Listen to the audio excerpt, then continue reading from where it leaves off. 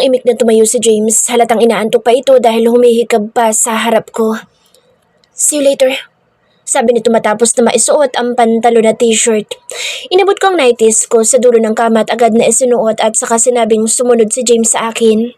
Mabilis ang kilos na pinindot ko ang button ng lagusan kaya nabuksan ang metal wall pababa sa office ko. Bye, Bella, sabi ni James na kinabig ako at mabilis na niyakap sabay halik sa buhok ko. Okay, tipid na sagot ko. Take care. Alright, boss. Nakangiti na sagot dito sabay saludo, saka mabilis na bumaba matapos ituro dito kung paanong makakalabas at anong code ang kailangan niyang pindutin. Ewan ko ba pero kinakabahan ako. Pakiramdam ko kasi may kakaibang posible mangyari kaya minabuti kong sundin ang instinct ko. Tama nga ang hinala ko dahil nadatnan ko si Lolo sa loob ng silid ko matapos lumabas ako mula sa banyo. I thought you're missing. Kurutang noon na sabi nito. Paano ko makakatakas bukod sa nakalak na ang pintuan ay may gwardya pa sa labas? Mapang-uyam na tanong ko. Ang aga kasi nandito na naman siya. Mabuti na lang pala at ginising ko ng maaga si James at pinauwi dahil kunti na lang ay nahuli na sana kami. Mabuti naman natuto ka ng sumunod. May appointment tayo kay Samuel mamayang 10 o'clock. Be ready, sabi nito. Isang tipid na alright lang ay sinagot ko at muli umakyat ako ng kama at nagtalukbong. Masama ang pakiramdam ko dahil pakiramdam ko'y pagod na pagod ako. Bukod pa doon ay masakit pa rin ang katawan ko. Mabuti na lang talaga na minasahe ako ni James kanina kaya gumaan ang pakiramdam ko. Ang malanding pulis na iyon kasi kung bakit ba naman kasi mukhang sabik sa sex at ako ang napagbalingan. Ay Bella, matulog ka na may lakas ka. Kausap ko sa sarili. Sapat na ang 2 oras na tulog dahil nagising ako na 8:00. Tahimik ang naging almusal ko pero naramdaman ko ang mga matang nakatitig. Good morning, Miss Romualdez. Nakangiti na bati sa akin ng alalay ni James. Ano maganda sa umaga? Mataray na tanong ko dito. Kung makangiti kasi ito akala mo'y close kami tapos mukhang may alam ito. Lalo na at iba ang kislap ng mga mata nito. Hindi ako binati ni James na tahimik na nakatayo sa sulok. Inirapan ko ito sa katuloy-tuloy na umakyat sa hagdan. Malaman ko lang na sinabi niya ang namagitan sa amin kagabi sa Aleporas na kasama nito ay mananagot talaga siya sa akin.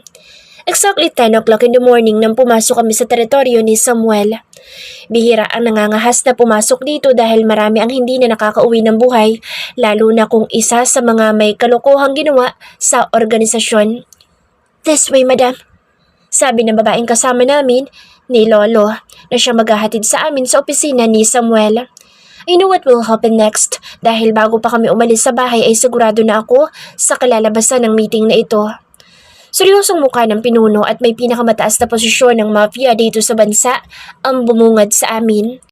The way he looks, his eyes, his appearance, alam ko na lahat ay kinakabahan. Nakaharap ito maging ang matandang katabi ko. Good morning, Lord Samuel. Bati ko pero itinaas lang nito ang kamay kaya yumuko ako. I know why. You and your grandfather are here. Sit down. Bumaling ako sa seryosong mukha ni Lolo bago humarap kay Samuel. As the only heir of my late father's organization, I'd like to introduce to you my grandfather, Mauricio Del Carmen, as the new head of my group. Direct to the point na sabi ko. Hindi agad sumagot si Samuel na tinapunan ng mapanganib na mga tingin si Lolo. Alam mo pala si Miss Romualdez. Hindi ko pwede basta tanggapin ang representative mo. First, he's not blood related to your father. Secondly, gaya nga na sabi mo ikaw ang dapat na tagapagmana ng posisyon. The council won't simply accept and approve his current position hanggat hindi niya napapatunayan ng sarili. Niluwan ko si Lolo. Tahimik lang ito pero alam ko na hindi nito nagugustuhan ang sagot na narinig nito. If you think your grandfather is capable enough to handle and lead your organization, by now, you should know what to do without coming here. Yes, Lord Samuel. Agad na sagot ko. Alam namin lahat na may 3 pagdadaan ng trial sa Lolo na maging siya ay aware dito. First step nga lang itong formality na kailangan ko siyang ipakilala. Well, we're done here. Hindi nito kinausap si Lolo kahit saglit. Nasa rules din kasi ito na bilang pinuno ay kaming dalawa lang ang pwede mag-usap, not unless tanungin niya si Lolo at may pag-uusapan sila. Matapos ang meeting ay tahimik ang naging buhay ko. Alam ko na nag-iisip si Lolo kung paano patutunayan sa council ang sarili at sa pagkakataong ito ay hindi na niya ako kailangan dahil tungkol na lang ito sa kanya. Siguro naman ay napatunayan ko na sa'yo na wala akong pakialam at interes sa organisasyon at posisyon. Walang dahilan para ikulong mo ako sa bahay, lalo na ang pagbawalan ako makasalamuhan sa mga kaibigan ko. Magiging risk ito sa posisyon mo lalo na at sa'yo ngayon ang mga mata ng council. Seryosong sabi ko. Gagamitin ko ang pagkakataon na ito para makuha ko at maibalik sa akin ang kalayaan ko. Mainit si Lolo ngayon sa council at hindi niya gugustuhin na gumawa ng kahit na anong makasisira sa reputasyon nila. Alright. You're free to go anywhere pero dapat kasama mo ang bodyguard mo. Without him, hindi ka pwedeng lumabas ng bahay. Lihim na nagdiriwang ang kalooban ko. Sa laro sa pagitan ni Lolo, I always ahead advance ako. He might think I'm not capable of doing anything dahil spoiled brat lang ako sa paningin niya. At hindi nakitaan ng kahit na anong importansya sa bagay-bagay kaya hindi niya ako nakikitang threat sa posisyon na inaasam niya. As expected, inalis ni Lolo ang mga tauhan sa harap ng silid ko at nakabantay sa bawat kilos ko. He knows so well na kahit sarili namin teritoryo ay kayang pasukin ito at alamin ang impormasyon na kailangan niya. Ito ang pagkakataon ko para makawala sa nakakasakal na kontrol ni Lolo. This is the right time para gawin ko ang bagay na matagal ko nang pinagplanuhan. Mabilis lumipas ang maghapon. 9 o'clock nang lumabas ako sa silid ko na nakabihis. Nabungaran ko pa si Lolo na umiinom ng kape habang nakaupo sa sofa nang bumaba ako. Where are you going at this hour, Bella? Tanong nito. Bar. Tipid na sagot ko na nilampasan nito. Hindi ko na hinintay ang sagot nito at tumakbang ng palabas ng pintuan. Hindi mo ba naalala ang sinabi ko? Hindi ka lalabas ng walang kasamang bodyguard at driver. Sabi nito. I don't have time para makipag-argue sa'yo. I'm going out to have fun, kaya wag mo sirain ang gabi ko. Inis na sagot ko. Nakita ko si James at ang pulis na kasama nito kaya inarapan ko sila pareho at tinungo ang garahe. Gaya ng dati, mabilis na nakasunod ito sa akin at walang imik na pumasok sa sasakyan matapos kunin ang susi sa keybox. Saan ang punta mo? Tanong nito matapos lumabas sa gate ng mansyon. Sa labas. Tipid na sagot ko. Nasa labas na tayo. So saan nga? Tanong pa nito. I don't know. Basta gusto ko lang lumabas. Kibit balikat na sagot ko. Bar? Pwede. Bahala ka na. Walang gana na sagot ko. Bigla kasing nawala ako sa mood. Basta makita ko si Lolo'y nag-iibang emosyon ko. Alam ko naman na hindi siya concerned sa akin. Gusto niya ako may kasamang bodyguard kahit saan dahil ayaw niya ako mapahamak. He knows na kapag may nangyari na hindi maganda sa akin ay magiging kritikal ang posisyon niya. Sa isang high-end bar dito sa Makati kami nagpunta ni James. Isang VIP room ang kinuha ko dahil gusto ko ng privacy. Ano nangyari at ang sungit mo yata maghapon? Tanong ni James na tumabi sa akin. Dito malaya kami. Walang mga mata ni Lolo ang nakabantay sa akin, sa amin ni James. Ipinatong ko ang ulo ko pasandal sa balikat nito nang kabigin niya akong palapit sa kanya. Namiss kita, Bella. Ilang words lang ang sinabi niya pero rumagasa ang mabilis na kabog ng dibdib ko. Hindi ko alam kung bakit pero ang weird ng pakiramdam ko. Lagi naman tayo nagkikita sa bahay. Isang malalim na buntong hininga ang pinakawalan nito pero ramdam ko ang magaang halik sa ulo ko habang hinahaplos niya ang balikat pababa sa braso ko. I'm glad na private place ang kinuha mo. Aside sa nasolo kita, ay walang mga mata nakatingin at nakatitig sa'yo. Mahina pero narinig ko yung sabi nito. Normal lang na may tumingin sa akin kasi maganda ako at saka sexy pa. Mayabang na sagot ko. Yes, pero lalo kang gumanda ngayon sa suot mo. Pakiramdam ko yung namula at nag-init na ang mga pisngi ko. Kakaiba palang makarinig ng compliment mula sa lalaking katabi ko. Ngayon wala ako nakitang maganda kasi natikman mo na ako. Nakasimangot na sagot ko. Natawa ito sa narinig na sinabi ko na akala mo na may katawa-tawa ito. Maganda ka naman talaga, Bella. And I'm aware of that since the first time na nakita kita. Kaya lang masyado ka matari at maldita. Sagot nito. Aware naman ako sa ugali ko na ito. Base na rin sa reputasyon na ipinapakita ko sa harap ng maraming tao at hindi exception doon ang pulis na katabi ko. Paano ang sungit at ang yabang mo noon? Pinasok mo pa ako sa kulungan? Pwede naman ako mag-penalty na lang. Nilamok na nga ako, nagka-allergy pa ako. Bukod pa doon, nangalay ang mga paa ko. Reklamo ko. Pasaway ka kasi. Ang dami mong violation tapos panay paanlait mo sa akin. Napairap ako. Ano ba ang lait doon? Totoo naman na matanda ka na eh. Nakasimangot na sagot ko. Oo nga, matanda ako sa'yo almost 10 years. Pero hindi naman ako uugod-ugod at pangit na pulis. Isa pa napatunayan ko sa'yo yun kagabi. Pilyo, nasabi ni James. Hindi ko tuloy napigilan ang sarili ko at nakurot ko ito. Naalala ko pa kung paano niya ako inaangkin at nilapan ng paulit-ulit. Sa bagay kahit may edad na naman na siya, kumpara sa akin ay malakas naman ang stamina niya at well-trained pa. Kaya ang resulta, nakailang ulit siya. Huwag mo nang ipaalala sa akin yan. Nahihiya kasi ako. Isipin ko pa lang kung paano niya ako inaangkin. Hindi lang isang beses kundi maraming ulit, ay may kung anong kakaiba akong nararamdaman sa sarili ko. Alam mo ikaw, bad influence ka sa akin eh. Mataray na sabi ko. Bakit naman? Nagtataka na tanong nito. Ano bakit ka dyan? Hindi ba't bad influence na inakit mo ako tapos tunuruan na makipag-sex? Hindi na tuloy ako virgin. Hindi ko alam kung ano masama sa sinabi ko at napaubo si James. Siguro, nabilaukan sa beer na iniinom niya kaya ganito ang nangyari. Dahil may kasama akong old-fashioned na pulis, kaya ang resulta, maaga kaming umuwi. Ayaw daw niyang abutin ako ng madaling araw sa labas, kaya mabuting lumabas na kami ng bar. Hindi ko nga alam kung ano ipinakain niya sa akin at pumayag ako. Well, mabuti na rin naman na inayanan niya ako kasi panay lang naman siya landi sa akin sa loob ng VIP room na kinuha ko. Dahil pa niya ang ahas na laging nakalingki sa katawan ko. Baka nga iisa na ang amoy ng katawan namin kasi mukhang may baon na glue na gusto ay laging nakadikit sa akin. Along our way home ay may biglang tumawag sa cellphone nito at sinabing may emergency umano sa station nito. Saka ko lang naunawaan kung ano iyon nang tumigil ang sasakyan nito sa harap ng police station kung saan niya ako dati ikinulong. Anong gagawin natin dito? Huwag mo sabihin ay kukulong mo na naman ako. Mataray na sabi ko. Tinawanan lang ako nito at tinanong kung gusto kong bumaba at sumama sa kanya sa loob. No, malamok dyan. Dito na lang ako. Sagot ko. Ayoko kasing pumasok lalo na't sabi naman niya ay may kakausapin daw siya at hindi naman magtatagal sa loob. Mabilis na dumukwang ito at inabot ang batok at labi ko saka sinabing saglit lang umano siya sa loob.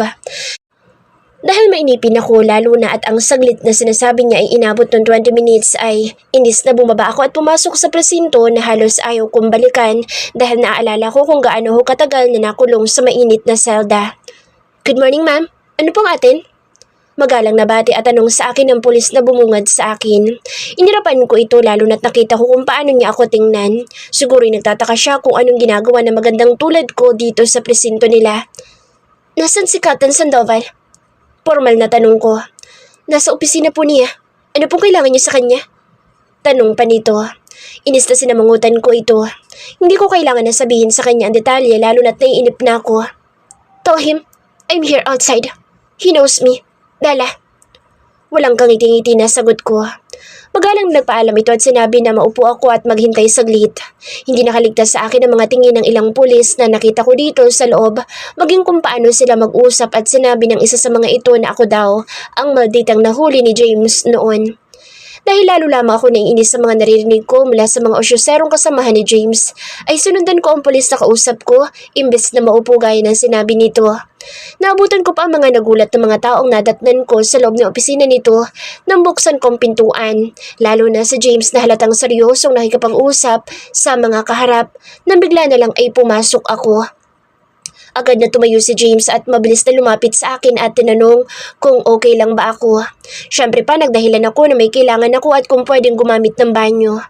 Mabuti na lang at meron siyang comfort room sa loob ng opisina at hindi ko kailangan na gamitin ang toilet sa labas na sigurado akong hindi na mabilang kung ilang tao na ang gumamit araw-araw. Sit here. Malapit na kami matapos.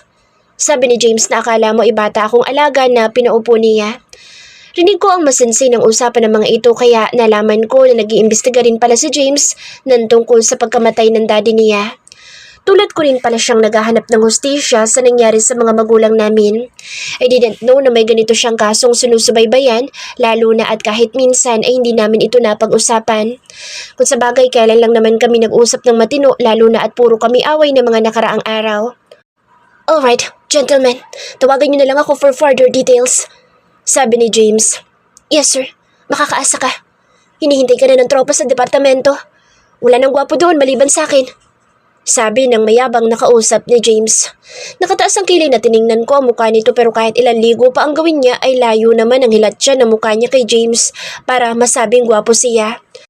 Siguro sinabi iyon ng nanay niya at naniwala naman siya kaya ipinagmamalaki niya. By the way, gentlemen, I'd like to introduce you all. My girlfriend, Bella. Sabi ni James sa mga kausap. Bumaling sa akin si James at nilapitan ako. Bella, ipakikilala kita sa mga katrabaho ko. Pabulong na sabi nito sa kainilahad ang palad para tulungan akong tumayo. Good morning po, ma'am. Bati ng isa sa akin na tipid ng ngiti lang ang sukli ko.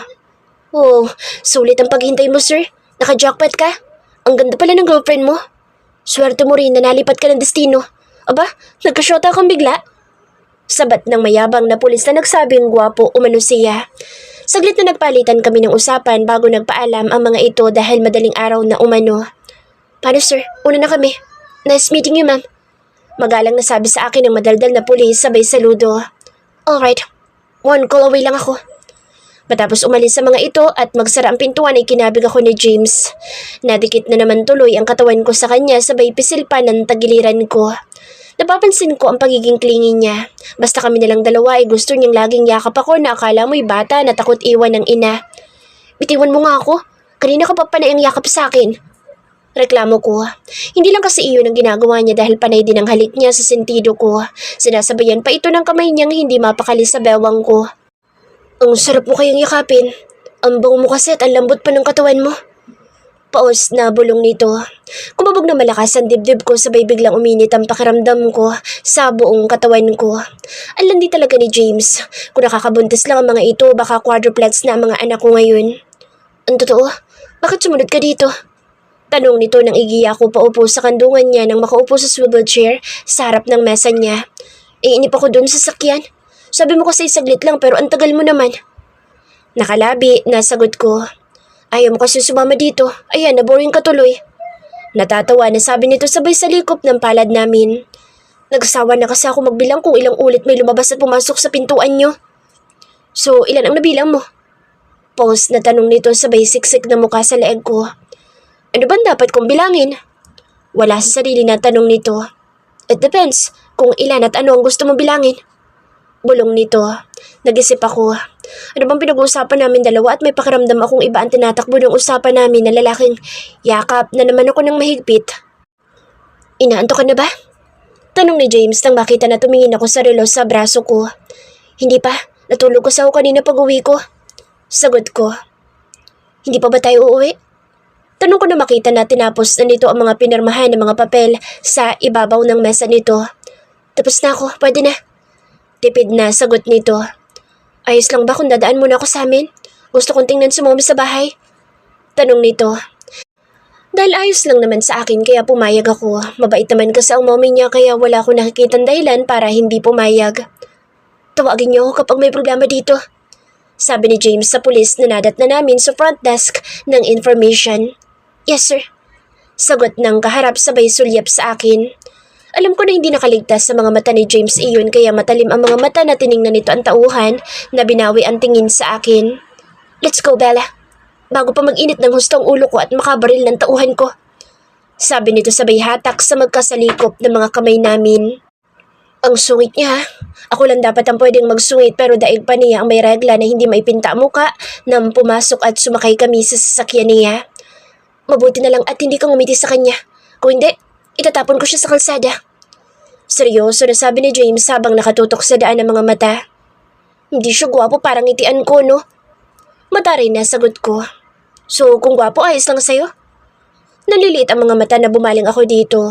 Ano kayang problema niya at kung makaarte siya dahil pa niya ang nagsiselos na boyfriend ko? Bakit ba? Kasalanan ko ba na maganda ako at tinitingnan ako ng maraming tao? Mataray na sagot ko. Narinig ko na bubulong-bulong ito pero hindi na nagsalita. Hanggang sa nakadating kami sa kanila. Ang nakakainis lang ay kanina ayos naman kami. Tapos ngayon daig pa naman namin ang may lover's quarrel na konting kibot ay nag-aaway kami. Hindi ko alam na may topak din kasang isang ito. Sa bagay kaya nga ako nakapasok sa kulungan dahil mainitin din naman ang ulo niya. Titingin ko si mommy sa salid niya. Upo ka na muna. Sabi nito na makapasok kami sa sala. Naiwan ako mag-isa na nakasimangot. Bahala siya pero wala akong balak na kibuin siya.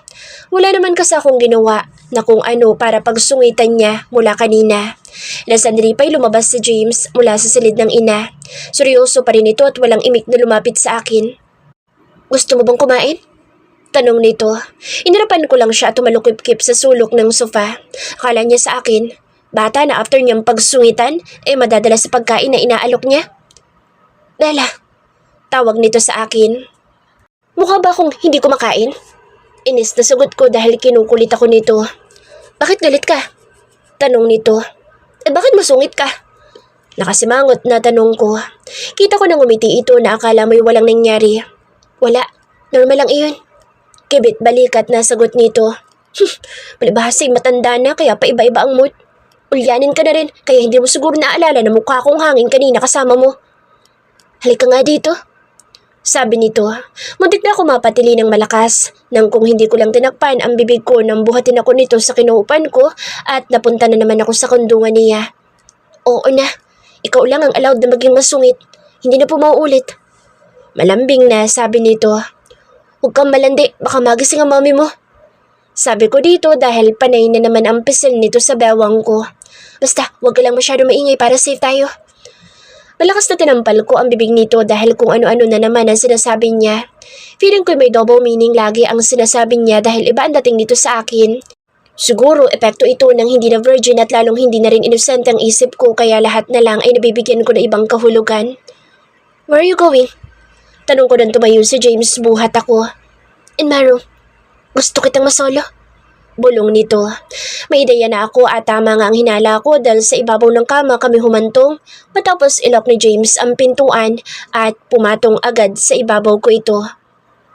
Kanina pa ako nagpipigil, Bella. Bulong nito sa kagigil na siniila ko ng halik. Halik na lumusaw sa inis na nararamdaman ko mula kanina. I miss you, Bella. Bulong nito. Kagatlabi na din naman ko ang masarap na sensasyong dulot ng mainit na halik na pinagsaluhan namin hanggang sa bumaba ito sa leeg ko. Kakaiba pala ang excitement kapag ganitong tila nakaw na sandali lang ang meron kami at parehong wala ng kontrol sa sitwasyon at ang tanging gusto'y pagbigyan ng bawat isa. Malakas na katok sa pintuan ng gumulantang sa akin. Nagising akong tila wala sa sarili kaya ilang kurap ang ginawa bago tuluyang nag-sink in sa utak ko kung nasan ako at sino ang kasama ko. James anak, handa ng almusal. Sabi ng mommy niya na kumakatok sa labas ng pintuan. Nalalaka ang mga mata na bumaling ako sa tulog pa na lalaking katabi ko. James, gising. Tinatawag ka ng mommy mo, nasa labas siya. Sabi ko sabay tapik sa braso nito. Anong oras na? Tila nagulat na tanong nito. Past 7. Tipid na sagot ko.